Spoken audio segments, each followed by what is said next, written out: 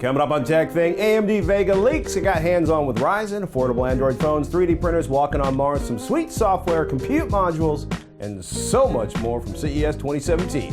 It's all coming up on Tech Thing. If you get something useful out of this episode of Tech Thing, please consider contributing to the show at patreon.com/techthing. I'm Shannon Morse. And I'm Patrick Norton. And this is Tech Thing, where we have something useful in every single show. Yes, we do. At least on the good days, right? I'm saying we got great stuff every day in the show. I think so too. My voice is a little bit shot, so it sounds a little weird. Thank you, CES, for your dry air. Really appreciate it. But I did drink a lot of water, so I'm proud of myself. I did not get sick. I want to say thank you to everybody who showed up for our hangout on Friday night. Yay! Y'all were awesome. That's when I So blew out cool. my voice. Yeah, me too. So. It was so much fun, though. We had a ton of fun. So thank you to everybody who showed up at our meetup. Yeah, that was a great time, and it was a really cool bar. Thank you. I like that place. Yeah, good choice. It's one of the anti-Vegas bars. Yeah, it's very anti-Vegas. The Double Down Saloon. I actually had somebody from the local hackerspace show up there without knowing that we were having a meetup, and she was just like, "Hey, what's up? I like your show." And I was like, "That's so cool." I should put it, we're not anti-Vegas, but when we say anti-Vegas, it means a bar that you can't hear slot machines anywhere. There's no slot machines or in there. Hear people weeping because they just baccarat their way into losing their house. So moving right into it, we did want to wrap up some CES news of some cool stuff that we didn't necessarily talk about last week. The first being, we got a lot of emails about this little guy. It's called the ZTE Axon 7. Tons of you guys want us to review this. It's a $400 carrier unlocked Axon 7 phone. It's the best sounding and listening smartphone with hi-fi audio, so they say. Yeah. So it's got supposedly highest quality sound reproduction and amplification of music, video, playback, and recording. Plus it also has a 20 megapixel rear camera and an 8 megapixel front camera, which is on par with some similar priced Android phones on the market. So I'm going to try to get one of these in. I think it's really cool. We'll give ZTE a little email up in there and see if they'll send us one. Yeah. Get my hands on it. It was funny because in terms of like high-end audio, one of the things I saw was Onkyo and Pioneer. They were doing Android-based audio players. Oh, cool. Very similar to the high-end ones from Aston and Kern. Right. And they had a lot of requests. They want to turn the high-end audio player into a phone by adding a wireless module. Weird. I thought it was kind of cool. I like the idea of having a phone with play and pause buttons and a full touchscreen display. Okay, I don't know where they put the camera though, and a volume knob. I don't know. Phones should have volume knobs. I agree. I gotta say, as far as the Axon 7 goes, I hope the shutter and focus lag isn't as bad as on the Blade V8 Pro. Pre-orders are open in the US now, $230. I like the idea of a 13 megapixel plus 13 megapixel dual lens camera that supports, quote, blazing fast shutter speeds. It's got a fingerprint sensor, a snappy Qualcomm Snapdragon 625 processor. Decent size, like 3,140 milliamp hour battery. They're claiming like 24 hours of talk time, but it seemed to take forever to take photos. Did it? Okay, so you actually got your hands on this. I got my hands on that and my hands on the Axon 7 for a little bit. Good looking phones, feel great in the hands. ZTE's got a pretty good reputation for inexpensive phones here in the US. But yeah, these are looking interesting. They do look interesting. Oh man, AMD had demo boxes running Doom on ultra settings at 4K with Ryzen CPUs and Vega graphics cards. So cool. It was good to see all of that. They were they didn't give us pricing for the Ryzen processors, but they were like, hey, we've got support for coolers, we've got support for motherboards. Vega CPUs, or I should say Vega GPUs, are going to feature a whole new high bandwidth cache controller, and they built a whole new architecture for these around it. These can handle, wait for it, up to 512 terabytes of memory. Wow. Yeah, well, it's partially... We all need that much memory, right? Am I right? But it's partially right because they're looking forward, and it's also for machine learning, or basically AI applications and server applications. The AM4 platform, they were basically talking about the options. Basically like 8 lens of Gen 2 PCI Express. They've got versions that are for small form factor that aren't going to include some of the fancier stuff. We'll get more into this. Later this year because AMD promises Ryzen PC availability by the end of the first quarter of 2017. Oh, and every Ryzen CPU will be overclockable. Though not every Ryzen CPU motherboard will support overclocking. But the processors themselves, they are all unlocked. Have they mentioned anything about pricing yet? Not a bit. None. Of course not. Well, it's...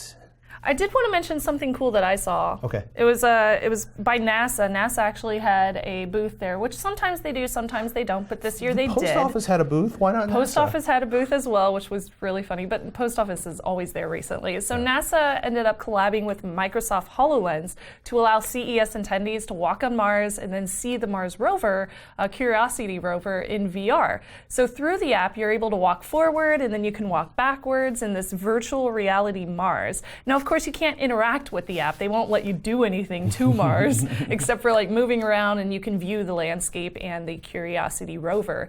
The data was all also from Curiosity, so all of it's like actual data from Mars. So you're actually like, in a way, you're actually walking around on Mars. So you're seeing exactly what the rover is seeing whenever it's moving around. Virtually walking Virtually, yeah. So this was a really cool experience for me because it let me see how big Mars really is from a ground point of view, along with how big the rover is. And that's not something that you can necessarily understand by viewing pictures on your computer. When you see it up close and when you're looking around, it gives you a much better idea of how big the landscape is. And Mars is actually quite huge. So I did ask about the color of the scenery because it was kind of an orangish tint, and because of the different atmosphere on Mars, the colors were accurate to what a human being would actually see if they were walking around on Mars. Currently, several scientists are also using the HoloLens to help them on Mars missions, but it's much more interactive for them. So for example, they could measure a rock by moving their fingers across, and they can find out how big that rock is depending on how far of a distance it is from them. Or they could place markers on certain points of interest in the terrain, and then they could go visit it later, and it would be saved in the software. That's so funny. So I love how it's a great example of how NASA is using technology to further human exploration, and it's things that we're seeing because we love technology in day-to-day life, and they just happen to be buying like these same consumer products, but using them in such a cool way to get humans into outer space, which is probably not going to happen in my lifetime, or like to Mars, I mean, but maybe it will. I hope so. I want to see that happen. It'll take several decades, though. In the meantime, we'll just watch The Martian over and over. It's true. We will. Oh, man. This is Elac's AS61 Adante speakers. This is from the same company that did those amazing $500 speakers last year. These are $2,500 a pair, which is a lot more expensive than those unified speakers last year. But they sound really sweet. What's kind of crazy about them is they're a sealed design. There's no port on them. But they created, Andrew Jones, the designer, he did that 6-inch driver is inside a ported box inside the speaker case, and then there's a passive radiator on the cabinets. Okay. And maybe that's only on the floor standing ones, but I did not get to spend as much time listening and looking at things as I want to do. But I thought the idea was really crazy. Yeah. And they are, basically they're going to have a floor standing, a center channel, and of course a bookshelf type speaker. So cute. It is cute, and it's another concentric design. It was very nice. I like it. Yeah, it was crazy. Like the sound stage and the imaging was even broader than on the Unifies. So it was a really huge sweet spot. The sound stage is really amazing. I was impressed. Robert and I were wandering around for a little bit on Saturday, and we decided the most amazing speaker we heard at the show was this, which is Revel's Salon 2. And those $2,500 speakers are much more reasonable when you realize this speaker costs like $20,000 a pair. Whoa! Yeah, but you know, they sounded amazing. Okay, well, as long as it sounds good, I guess. I found something that's a lot cheaper. It's called the Selfie drone from, it's called Hover camera drone. And it is a selfie drone. So it has been on the market for 2016, but during CES, the company actually announced some new capabilities with the drone. The thing that they announced is that it will auto-detect and track your face. So it can follow you and it can keep you in focus while it's flying near you, which can be kind of creepy. I like that this drone is under the FFA limit of 250 grams, so you don't have to register it, and it takes 4K video and 13 megapixel photos, and you can see some examples like these ones on their website. It does have a small amount of onboard storage, or you can just like stream to your phone, and the battery lasts about 10 minutes. So it doesn't last a super long time, but it's long enough to like get a really cool video for your Instagram or something like that. And They demoed it for us, so it actually works. Right. It's not just a prototype, but they actually like put it up, and this girl was walking around, and the thing was following her the whole time. It looks like a fold-out portable camping colander or something. It's a fold-out drone, so it can like fit in your purse or your back pocket. Like one of the guys that was there, he took it out of his pocket, unfolded it, and then like stuck it in the air, and it just hovered there and followed him. It was really cool. So gethover.com. It's $599, and it's available now with the newest update too. So super exciting. I like seeing selfie drones, even though I don't think I'll buy one for myself. There weren't as many as you expected. Not as many, no. I only saw a few. Interesting. Intel's got a bunch of new NUC-based PCs, but the surprise was the Intel Compute Card, this critter right here, a reference design for basically putting Intel processors inside of smart Internet of Things devices. You design a slot for this credit card-sized computer inside your product, and they'll provide the computing horsepower. Wow. It wasn't new, right? Because there was a big Kickstarter earlier this year, but DIYZ Keyboards 5Q. DIYZ keyboards. Usable momentary alerts from different devices. Let me just turn that off. But it's I liked it a lot more after seeing it running live twice. Cool. Once at an event, once in their suite.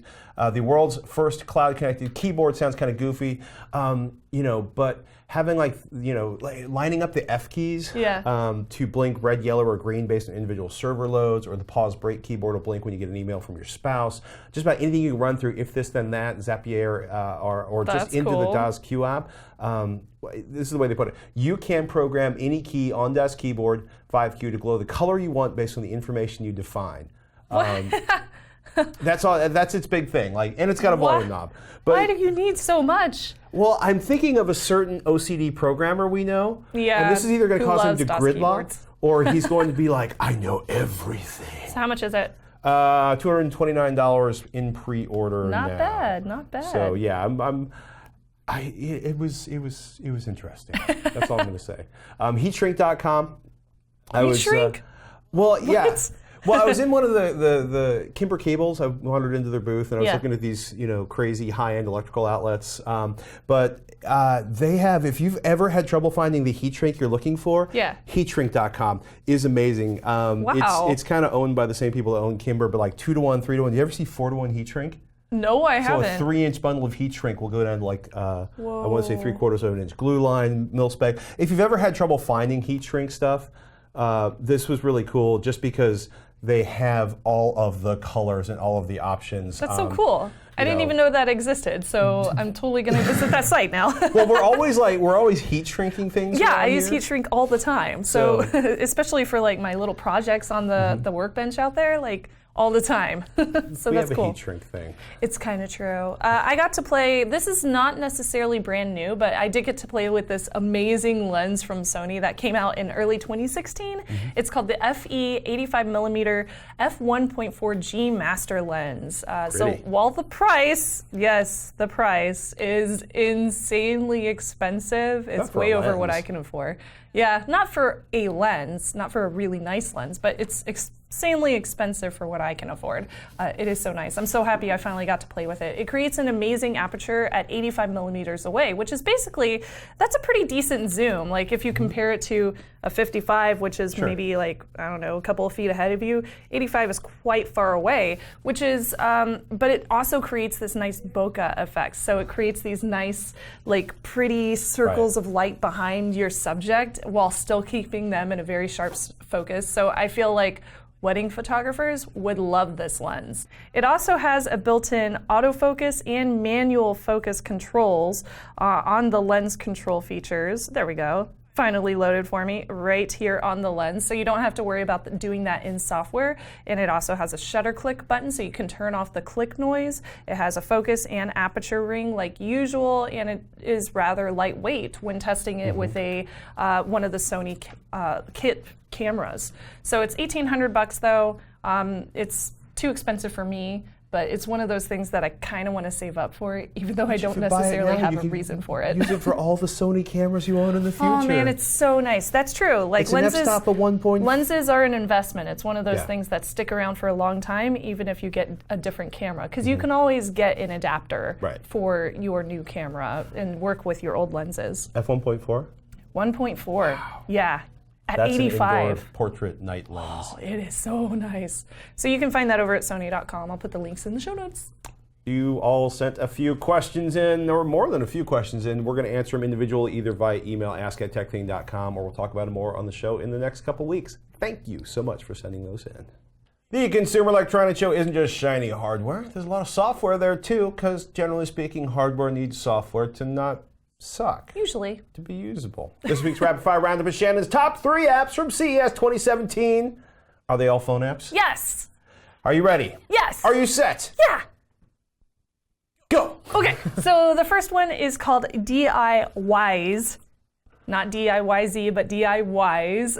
It's basically an app for iOS or Google Play that lets you find tutorials and experts to talk to about home maintenance tasks. So some examples of tutorials include like how to install a motion sensor LED floodlight and how to fix a leaky 2-handle cartridge faucet. There's tons and tons of things on here. How to build your own fire pit was one that I got to check out. So basically you go through these tutorials, you find the one that you need help on, and then you can either watch a video or you can read the tutorial too, because it has written and videos. And the videos are produced by the DIYZ team. So they're all nicely produced. They have like written information in the video, but they also have really nice close-ups and stuff like that. So they're well-produced videos. They're not just like some terrible thing that you find on random website. We found a dude on the internet that installed a dude on the internet. I did that once.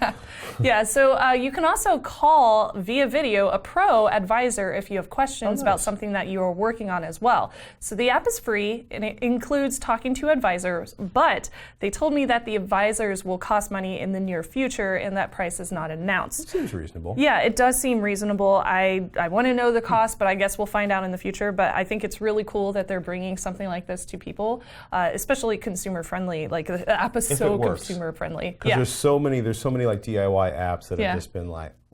This one's really good. I was able to see a demo on an iPhone, and it was a very cute app. It was really easy to get around it, and I was just automatically clicking through. So I liked it, and you can find all the information at DIYZ.com, and that's DIYZ. The next one that I saw, which I thought was really neat, is called AmpME. It's a free app for iOS or Android that allows you to sync music across multiple smartphones to create a party experience. So a host or a DJ would set up the music list in the AmpME app, and then they invite friends to sync up to their party with a special code. And with that code, anyone can join, and that music list will stream across all those devices that are synced up. Nice. Now you can also use it with a Bluetooth speaker. So for example, if I have a JLB speaker and you have a UE Boom, they aren't usually compatible together, but we can sync them up through our separate phones through the AmpME app. So both of them will play at the same time. It's kind of like daisy chaining on Bluetooth or like Sonos at home. I'm envisioning like 100 people in a room with their headphones on, all listening to the same music. Right, exactly. So I was asking him about like who uses rooms. this, and he said kids on buses love to use this because they bring their Bluetooth speakers with them to walk around with and like blast their music. So they all sync up together on the bus and have a party going to school. That's funny. And I was like, that must really annoy the bus driver, but I'm sure the kids really enjoy it. So you can stream music from like YouTube and SoundCloud, and they are hoping to have more of those in the future, or you can also stream from your own music library. Your friends don't have to have the same music as you. So it's really, really cool app. I think it was neat, especially because it's free. Right. Like you don't have to pay for any of that, and it's free streaming. So I'm totally down. Free streaming. Free streaming. And the third one, my last one for this week, is called TrueKey. This one is over at TrueKey.com. Basically, it's by Intel. It's a consumer-friendly password manager that allows you to sign into your accounts across the net without any passwords at all. So the way that it works is sort of like any other password manager with a few key differences. So in this case, you create an account using your fingerprint or your face, and it works in the background to automatically save all your passwords into the app. Then whenever you browse to a site to log in, it'll pop up a little notification to autofill for you. Now here's the catch. If you want to save more than 15 different passwords, you have to pay $20 a year. That's close to what LastPass charged. It's a little bit more, actually. LastPass was $12 per year. So it's fair pricing, But also, I think everybody has more than 15 passwords that they would probably want to save in a password manager. Maybe so that keep makes that it in a mind. good business model. It might. Maybe it means that they'll constantly keep it updated. I mean, there are worse things than developers getting paid to make your software awesome and safe. Exactly. Or secure. Yeah. Or both. So it's up to you, but this is another option for a password manager, and I thought it was really cool, especially since it doesn't require to use a master password every single time you need to access it. You can just use your fingerprint or your face. It was neat. Now, how hackable is that facial feature? We shall find out, I'm sure. We created an account with a friend of ours and killed them and then tried to see if we could use... Well, I wasn't going to go that far. You can take a picture of a face and hold it up and see if that works. Yeah, I wonder if that works. Probably more reasonable than killing a friend to test, software managers. You're so weird. Let me know your thoughts. You can always email me, ask@techthing.com, with your picks for apps for Android and iOS. We would love to check them out. Got a question? Curious to see us review something on TechThing? Got a tip or an idea you want to share with the crew? Please fire them out to ask@techthing.com, or you can tweet at TechThing, at Snubs, or at Patrick Norton. And hey, if you want to be part of the crew that makes TechThing possible, please contribute to the show at patreon.com/TechThing. We got an email from Chris, who sent us a message, ask@techthing.com. He said, please show us the latest in 3D printing. Surely there must be something life-changing coming in 2017, since the technology is now far from new. Thank you so much for what you do, from Chris. Oh my goodness. Well, first of all, Chris, you're welcome. Second of all, I don't think I'd call the stuff that came out in 3D life-changing. I don't know. It's mature, it's easier, it's getting a lot less expensive. But it's still a process that takes a lot of time and energy and effort. Unless you want to pay somebody to 3D print for you. Which is a totally different thing. But we have started seeing 3D printing of organs and things like that, which definitely is life-changing. That's life-changing. Yeah. But not a lot of 3D organ printing at CES. More stuff like Formlabs, their Formex groups finally coming out with some new stuff. Ceramic 3D printing resin. It's experimental material. It produces post-cured prints with a distinctive aesthetic that looks and feels like ceramic. But when you fire them, just like regular ceramic stuff, you basically get a giant piece of ceramic, pure ceramic parts that you can glaze. That's going to be available later on this month. That'd be cool. TCT did a 3D printing conference at CES 2017. Quote, they said someone at the conference said, sales of desktop 3D printers are growing 100% year on year. There have been 675,000 3D printers sold in total. 42% of those were sold in 2015. So yeah, 3D printing is growing, but there's still 350 million Americans, or even if there's only 320 million Americans, there's still well under 1 million 3D printers in the US right now. XYZ Printing keeps dropping the cost of their entry-level models. The DaVinci Nano right here, $230, does include auto calibration and auto leveling. Not the most sophisticated printer, but it is enclosed, which means there's going to be fewer issues with thermals, like the room cooling it off. I thought that was, it's very shiny, to say the very least of it. But it's amazing how much printer you're getting for not much money. This is an article up on the Gadget on that. Ability 3D has been floating around Make Magazine and Maker Fairs for bits. They're rather interesting. It's kind of crazy. Right, that's a pile of MIG wire, and that's a thing that they've printed out. So rather than sintered metal, aka laser fused powder, which is how most metal printers work, and metal printing is incredibly expensive. If you take a look right here, what you're seeing is essentially they're going to do sort of really rough metal shapes with a MIG welder, and then carve them out with a router like a CNC mill. That's going to be under $3,000. That'll ramp up via Kickstarter, and as expensive as $3,000 may sound, you might be spending $100,000 or $1 million to do metal printing. Wow. Sculptio had a metal 3D printed bike to demonstrate their agile metal technology. So weird.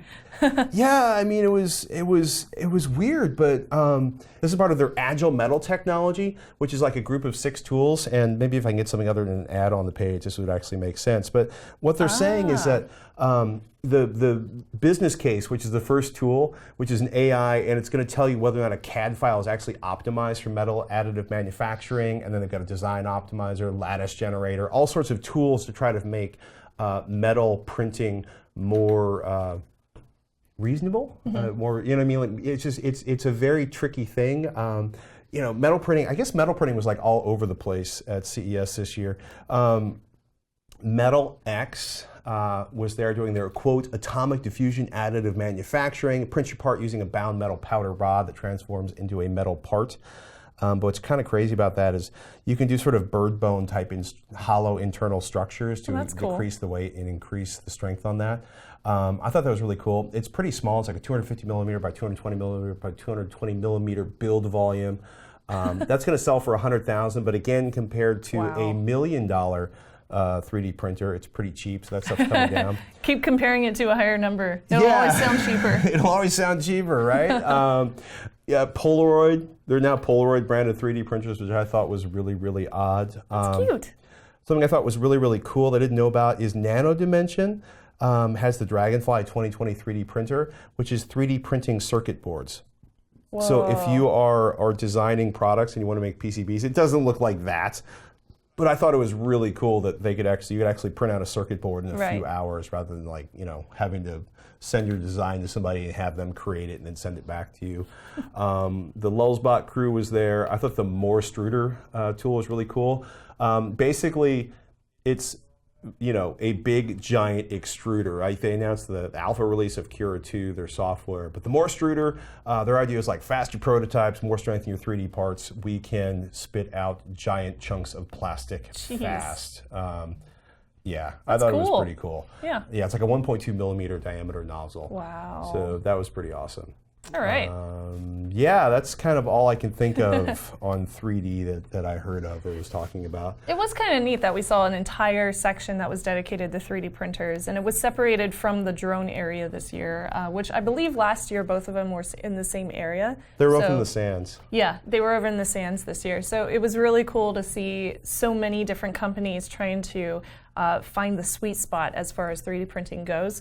I haven't seen anything that's other than MakerBot, I haven't seen any of them that have really blown up a lot. But I guess we'll find out eventually. Well, I mean, something like Robo did earlier this year. They did a Kickstarter for the new Robo R1 Plus, or excuse me, the Robo R2, which is a really fantastic looking printer. Those are on pre-order. But it's like instead of being the big open cases like the one we have, again, enclosures are really big. The C2 is selling now for $700, and PrinterBot came out with a bunch of, we love these guys. They've known us for a while, but they came out with a new 2016 Simple, which is, doesn't have an enclosure, but has some pretty fantastic features and a pretty huge build volume. And they are consistently very, very highly reviewed by Make Magazine and others. And they're friends, so we want to share some love with them. We like them. I bet you're tired of CES. We are. But we were happy to go there for you. Let's come back with another viewer question. We got an email from Peter who writes, "Hello, Shannon and Patrick. What I would like to see at CES is IoT not connected to some external insecure supplier, but an all inside your house solution. Why should we trust some vendor with our door locks, surveillance cameras, etc.? That should keep you busy enough. Thanks again from Peter." Oh, I could talk forever about this kind of stuff. I mean, the short answer, the TLDR, is right. People do it for convenience, which is one of the reasons I don't use smart door locks, not even the ones that don't require connecting to the cloud. Because, I'd rather you just went through the effort and kicked open my door rather than finding out. Well, I mean, it's funny, right? But when people started hacking into car locks, these car door locks are secure. A friend of mine, somebody opened up 15 out of 17 cars on their block. Yeah. One night, just collected everything they needed code-wise, hit the switch, easy. Popped all the door locks, and then went shopping. Darren and I started doing research for a Hack 5 episode. We didn't finish it because some of them, the ones that we were trying to crack were encrypted, and we couldn't break the rolling key. But yes, that is entirely possible. Unfortunately, there's not a lot of home IoT, and a lot of what's coming out seems almost a little bit desperate. Did I mention, and Patrick found this one, it's a $200 hairbrushing coach. It's a smart hairbrush. Smart hairbrush. It's kind of weird. Oh, yeah. Well, make sure you're properly hairbrushing your hair. I had some funny conversations with people about where we were like, what's the weirdest thing you saw? Are people desperate to figure out how to connect things? I mean, these make sense to me. Like sen.se, Sense Peanuts. They're really simple smart sensors. They connect via Bluetooth to your phone. I don't know if they are also connecting to to servers or anything like that, right? But they've got a proximity-based sensor or geofencing sensor. They have this little sensor basically knows whether or not you picked up the pill bottle to check your pills, which you might be thinking, why would I need that? But maybe you have Alzheimer's, or maybe one of your family members has Alzheimer's. I got one of these in for review, the Thermo Peanut, which is a smart wireless thermometer, which will also, it turns out, work with the Nest. So if you have one room that's colder than the rest of the house, it should be able to communicate with the Nest thermometer. Weird. And tell you, or basically tell the Nest thermometer to run the heat for a little bit longer. Mm-hmm.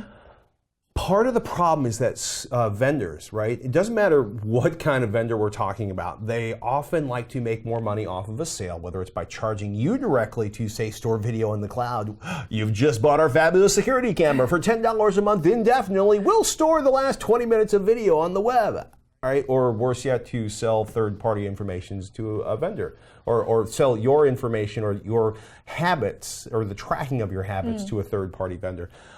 There's also the simple fact that it's probably easier to connect a home widget to the cloud than have all the necessary bits running in your home. People love the idea, I can let my kid into the house via phone app. I don't have to leave the office early and drive home to let Timmy in. But those same folks probably don't want to run dynamic DNS or pay their ISP extra for a static IP address so that their internal application doesn't have to rely on a third-party server. So one thing that I did want to mention as far as IoT devices go in your home is you could block specific ports on your router so that they can't access external IP addresses, and external IP addresses can't talk to them through your router. But that is complicated to set up, and a lot of consumers just aren't going to do it. Yeah. Another thing you could do is set up your IoT devices on a guest network. So you could run like your PC and all of your peripherals and everything on your regular network, come home and use the guest network for your IoT devices, or that way they would still have access to external sources so that you could connect to them from your workplace environment or whatever you have, but then you still run the risk of a botnet being installed on them. So there's really not a perfect answer to this. What it really comes down to is that the manufacturer needs to fix it at the manufacturer level, because the consumers, we have like with routers, sort of kind of fixes, but none of them. None of our answers fix the IoT issue. It has to be fixed at the manufacturer's level. And the only way that we can really vote on it is with our wallets. Right. So if you see something that is potentially vulnerable to a botnet, then don't buy it. If you see something that is like certifiably secure and has been tested and audited, buy that one instead. But then you run into the expense argument where a lot of consumers just don't want to pay for the extra security. Well, I mean, one of the things we saw earlier this year was the door locks that didn't actually implement Bluetooth properly, so they were profoundly insecure by nature.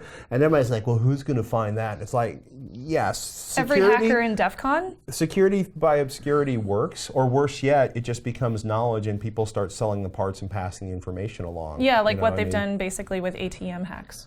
Yeah. Which is a total popular thing in a lot of countries. So these things do come out onto a market and people use them. Like criminals do use this kind of stuff. So it's really important that manufacturers actually fix the problem. And on that note, if you're in Vegas, hydrate. Hydrate, hydrate, hydrate. That's the analog thing for everybody to practice this week. Or usually we do something really cool, but surviving Vegas is cool. Surviving Vegas is very cool, especially hydrating. So I think that's about it for this week. And for CES 2017. Yes. Until we find more to talk about. Do we have an analog pick of the week this week? Yeah, hydrate. Hydrate? Hydrate. That's the analog. That's the analog pick of the That week. works for me. That was my resolution, so okay, I can do that. I'm Shannon Morse. And I'm Patrick Norton. We'll see you next week on Tech Thing.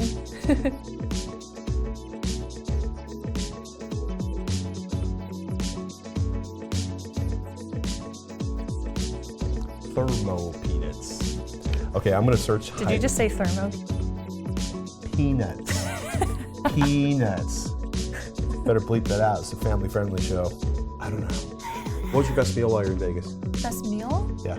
Oh, that's tough. This year? Mine was the gyro at the Mad Greek on the way home. Are we talking this year? Yes. I didn't really have like an excellent meal because all of my meals were like last minute. Oh, the Renaissance Hotel next door to the CES made really good truffle fries. That was my favorite. But usually I'll go to like Hofbrauhaus and have a meal with all my friends, like all my hacker buddies. And Hofbrauhaus makes amazing food. The only thing I ate that I actually had to use silverware for was the cheese fries from Nathan's on press day.